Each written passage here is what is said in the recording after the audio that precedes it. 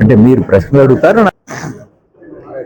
The great decline కథలు ఈ ఈరోజు జరిగిన ఈ సమావేశాన్ని ఆవిష్కరించుకున్నప్పుడు నా కథల గురించి మాట్లాడిన వాళ్ళను గురించి ఒక్కొక్కసారి నేను చెప్పలేను.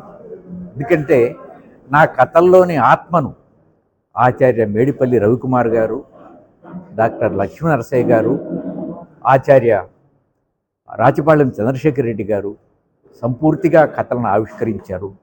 అది నేను నా అదృష్టంగా భావిస్తాను.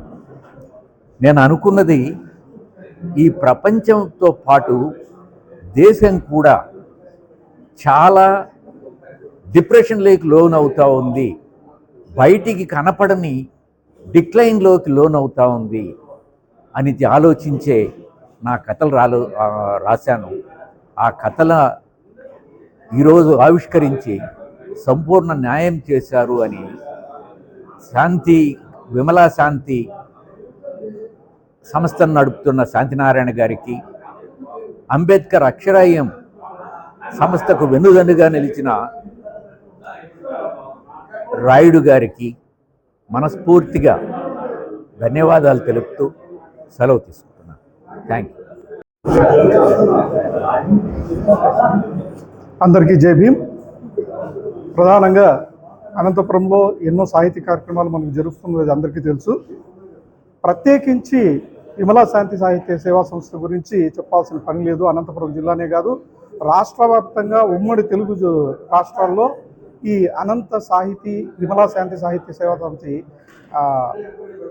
శాంతినారాయణ గారి గురించి తెలియని రచయితలు, పాఠకులు ఎవరూ లేరంటే సందేహం ఏం లేదు. అదేవిధంగా ఈ మధ్యకాలంలో గత 4-5 ఏళ్లుగా అంబేద్కర్ అక్షరీయం అనే ఒక సంస్థగా ఏర్పడి మేము సమాజానికి సాహిత్యం ద్వారా చైతన్యం తీసుకురావాలనే ఒక ఉద్దేశంతో ఏ విధమైన కార్యక్రమాలు నిర్వహిస్తే బాగుంటుంది అనే ఒక ప్లానింగ్తో ఇటువంటి సభా కార్యక్రమాల్ని, పుస్తకావిష్కరణల్ని చేసి దూర ప్రాంతాల నుంచి దానికి తగిన నిష్ణాతుల్ని, మేధావంతుల్ని రప్పించి వాళ్ళ ప్రసంగాలను ఈ వీడియోల ద్వారా కానీ కావచ్చు, లేదా ఇలా సభాముఖంగా వాళ్ళని వెల్లడింపజేసేలా చేసి వాటిని మరీ తిరిగి మీడియాలో అప్లోడ్ చేసి సామాజిక మాధ్యమాల్లో అప్లోడ్ చేసి ఈ కొంత బహుజనుల్లో మార్పు తీసుకురావాలనే ఒక ఉద్దేశంతో ఇలాంటి కార్యక్రమాలన్నీ అంబేద్కర్ అక్షరీయం చేపడుతుంది.